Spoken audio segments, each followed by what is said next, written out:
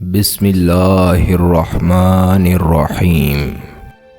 ایک ایسی بدکار قوم جس پر اللہ تعالیٰ نے دنیا میں ہی جہنم کا دروازہ کھول دیا اور ان پر جہنم کی آگ برسا دی گئی۔ یہ وہ واحد قوم تھی جس پر اللہ تعالیٰ نے ایک ساتھ ہی کئی عذابات نازل کیے۔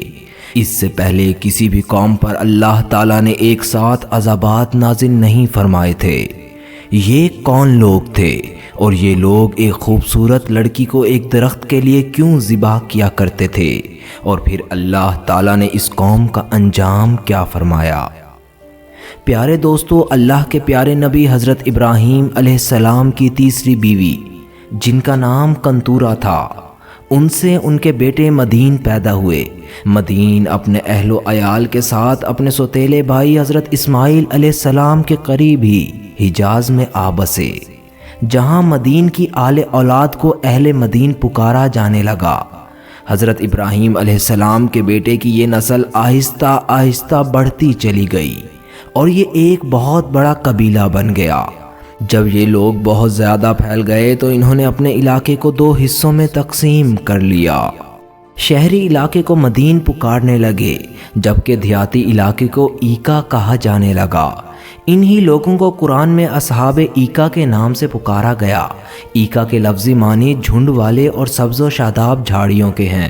یہاں میوہ جات پھلوں اور خوشبودار پھولوں کے اس قدر درخت تھے کہ اگر کوئی دور سے اس بستی کو دیکھ لیتا تو یہ معلوم ہوتا یہ کوئی بستی نہیں بلکہ سرز و شاداب درختوں کا جھنڈ ہے۔ اسی وجہ سے اللہ نے قرآن پاک میں ان کے لیے ایکا کا لفظ استعمال کیا، جبکہ امام ابن کثیر نے لکھا ہے یہاں ایکا نام کا ایک درخت تھا جس کی اہل مدین پوجا کیا کرتے تھے، جس کی وجہ سے ان کو اصحاب ایکا کہا جانے لگا۔ یہ لوگ عرب کی مشہور شاہراہ پر آباد تھے، جن کو قرآن پاک میں امام مبین یعنی کھلی شاہراہ کہا گیا ہے۔ اہل مدین اسی شاہراہ پر بحیرہ کرزم کے مشرقی علاقے پر آباد تھے۔ اہل مدین بے حد خوشحال اور امیر لوگ تھے۔ دور دراز سے قافلے ان کی بستی میں آتے اور یہاں سے پھل، سبزیاں اور اناج وغیرہ لے جاتے، اور یہ بستی اتنی خوبصورت تھی کہ دور دراز سے لوگ صرف اس بستی کو دیکھنے کے لیے آتے تھے۔ کیونکہ یہ قوم ایک بہت بڑی شاہراہ پر آباد تھی، اس لیے ہر طرف آنے جانے والے تاجر اس بستی میں ضرور رکتے، جس کی وجہ سے اس بستی کے لوگ تجارتی کاروبار سے منسلک ہو کر بہت ہی زیادہ خوشحال ہو گئے تھے۔ جب یہ قوم اللہ کی دی ہوئی نعمتوں کی وجہ سے خوشحال ہو گئی تو یہ قوم بھی قوم عاد کی طرح اور قوم سمود کی طرح بتوں کی پوجا کرنے لگی۔ یہ قوم وہ واحد قوم تھی جس نے دنیا میں سب سے پہلے درخت کی پوجا کی۔ اس سے پہلے صرف بتوں کی پوجا کی جاتی تھی۔ اس قوم نے دنیا میں سب سے پہلے درختوں کی پوجا کرنے کی بنیاد رکھی۔ یہ لوگ روئے زمین پر ایک نئی عبادت کرتے تھے جس میں ایکا نامی درخت کے آگے ہر 3 ماہ کے بعد ایک خوبصورت نوجوان لڑکی کو ذبح کیا جاتا اور اس کے جسم کے سارے اعضاء کو الگ الگ کاٹ کر الگ الگ جگہوں پر تقسیم کر کے دفن کیا جاتا۔ یہ لوگ اس درخت کو اپنا خدا مانتے تھے اور یہ عقیدہ رکھتے تھے کہ اگر ایکا نامی درخت کو لڑکی کی قربانی نہ دی گئی تو یہ ہمارے کاروبار ختم کر دے گا اور ہمارا سب کچھ تباہ و برباد ہو جائے گا۔ اس کے علاوہ یہ بدبخت قوم ناپ تول میں بھی کمی کیا کرتی تھی، اس کے لیے بھی انہوں نے ایک خاص انتظام کیا ہوا تھا۔ یہ لوگ اپنی بہنوں اور بیویوں کو کاروباری مراکز پر عریاں لباس بٹھا دیتے، اور جب کوئی تاجر آتا تو وہ شہوت کے ہاتھوں مجبور ہو کر ان لڑکیوں میں مصروف ہو جاتا، جس کی وجہ سے یہ لوگ ناپ تول میں کمی کرتے اور زیادہ تر یہ لوگ چیزیں ہی بدل ڈالتے۔ پھر اللہ تعالیٰ نے اس قوم کی ہدایت کے لیے حضرت شعیب علیہ السلام کو مبعوث فرمایا۔ حضرت شعیب علیہ السلام کا تعلق بھی اہل مدین ہی سے تھا۔ پیارے دوستو، قرآن پاک میں 11 جگہ حضرت شعیب علیہ السلام کا ذکر ملتا ہے۔ نبوت سے پہلے بھی شعیب علیہ السلام اپنی قوم میں ایمانداری اور نیک نیتی میں مشہور تھے۔ نبوت ملتے ہی حضرت شعیب علیہ السلام نے اپنی قوم کو تبلیغ کرنا شروع کر دی۔ حضرت شعیب علیہ السلام کو ہمارے پیارے نبی حضرت محمد صلی اللہ علیہ وسلم نے خطیب انبیاء کا لقب دیا ہے، جس کی وجہ یہ تھی جب حضرت شعیب علیہ السلام تبلیغ کرتے تو لوگوں پر ایسے جیسے جادو ہو جاتا اور لوگ کام کاج چھوڑ کر ان کی باتیں سننے لگتے تھے، لیکن اس کے باوجود بھی چند لوگوں کے علاوہ کوئی بھی حضرت شعیب علیہ السلام پر ایمان نہ لایا، بلکہ آپ کو جادوگر کہہ کر آپ کو جھٹلانے لگے، جس طرح کہ اللہ تعالیٰ قرآن پاک میں ارشاد فرماتا ہے، اور مدین کی طرف ان کی ہم قوم شعیب کو بھیجا، انہوں نے کہا اے میری قوم، اللہ پاک کی عبادت کرو، اللہ کے علاوہ تمہارا کوئی معبود نہیں، اور ناپ تول میں کمی نہ کرو، بے شک میں تمہیں خوشحال دیکھ رہا ہوں، بے شک مجھے تم پر دردناک عذاب کا ڈر ہے۔ جب حضرت شعیب علیہ السلام نے اپنی قوم کو ان گناہوں سے روکا اور ان کو سمجھایا تو اس قوم کے لوگ حضرت شعیب علیہ السلام سے کہنے لگے، اے شعیب، کیا تمہاری نماز تمہیں یہ حکم دیتی ہے کہ ہم اپنے باپ داداؤں کے خداؤں کو چھوڑ دیں اور اپنے مال میں اپنی مرضی کے مطابق عمل نہ کریں؟ اس قوم نے حضرت شعیب علیہ السلام پر تنقید کرتے ہوئے کہا، تم تو بہت بڑے عقل مند اور نیک چلن ہو۔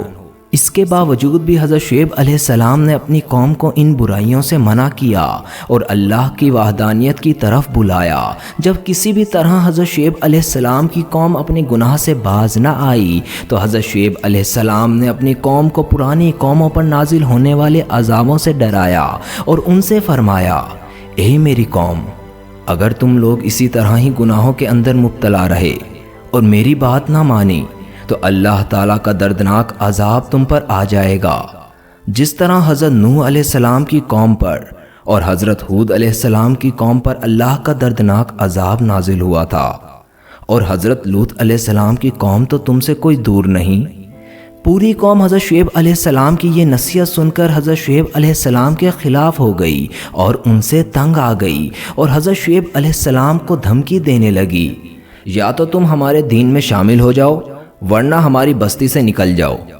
اور یہ بدبخت لوگ شعیب علیہ السلام سے کہنے لگے، اگر تیرا اتنا بڑا قبیلہ نہ ہوتا تو ہم دیکھتے تو کس طرح ہمیں ہمارے دین سے ہٹاتا ہے، ہم تجھے قتل کر دیتے۔ جب حضرت شعیب علیہ السلام نے دیکھا کہ اب ان لوگوں سے ایمان کی کوئی امید نہیں اور ان میں سے کوئی بھی ایمان نہ لائے گا تو آخرکار انہوں نے یہ فیصلہ سنا دیا، اے میری قوم، تم اپنے طریقے پر عمل کرتے رہو اور میں اپنے طریقے پر عمل کرتا رہوں گا، تھوڑے ہی دنوں میں معلوم ہو جائے گا کون حق پر ہے اور کون باطل پر، اور کس پر اللہ کا دردناک عذاب نازل ہوتا ہے اور کون جھوٹا ہے اور کون سچا ہے۔ اس کو اللہ تعالیٰ نے قرآن پاک میں یوں بیان فرمایا ہے، اے ہمارے رب، ہم میں اور ہماری قوم میں حق کے ساتھ فیصلہ فرما دے اور تو سب سے بہترین فیصلہ فرمانے والا ہے۔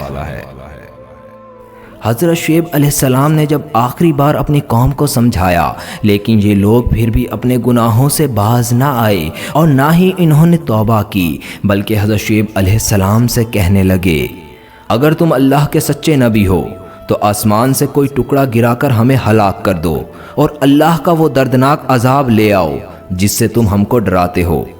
اس طرح جب یہ قوم قابل ہدایت نہ رہی اور انہوں نے خود ہی اللہ کے دردناک عذاب کو طلب کر لیا تو اس کے بعد اس قوم پر اللہ کا دردناک عذاب نازل ہو گیا۔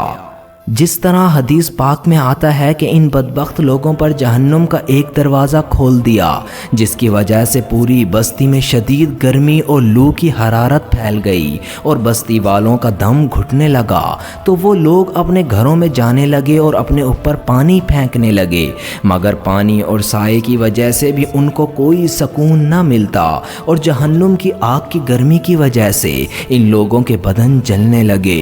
پھر اللہ نے بادل کا ایک ٹکڑا بھیجا جس نے اس بستی کے ایک حصے میں سایہ کر دیا، اسی بادل کے سائے میں ٹھنڈی ہوا چلنے لگی۔ پھر سب بستی کے لوگ اپنے گھروں سے نکل کر اس بادل کے سائے میں آ گئے۔ جیسے ہی سب لوگ بادل کے نیچے آ گئے، پہلے ایک زوردار چیخ آئی اور پھر اللہ پاک نے آگ کے گولے برسائے اور ساتھ ہی زلزلہ بھی آ گیا۔ اس طرح ایک ساتھ ہی کئی عذابات اللہ نے اس قوم پر بھیجے اور یہ قوم ہلاک و برباد ہو گئی اور اس قوم کو اللہ نے دنیا سے مٹا دیا۔ لیکن حضرت شعیب علیہ السلام اور جو لوگ حضرت شعیب علیہ السلام پر ایمان لائے تھے، اللہ نے ان کو اس عذاب سے محفوظ رکھا۔ اس بدبخت قوم کی ہلاکت کے بعد حضرت شعیب علیہ السلام شباب نامی علاقے میں تشریف لے گئے اور وہاں آپ زندگی گزارنے لگے اور وہیں پر آپ کا انتقال ہوا۔ آخر میں اللہ سے دعا ہے اللہ ہمیں ان تمام برائیوں سے بچائے جن برائیوں کی وجہ سے پہلی امتیں ہلاک ہوئیں۔ آمین۔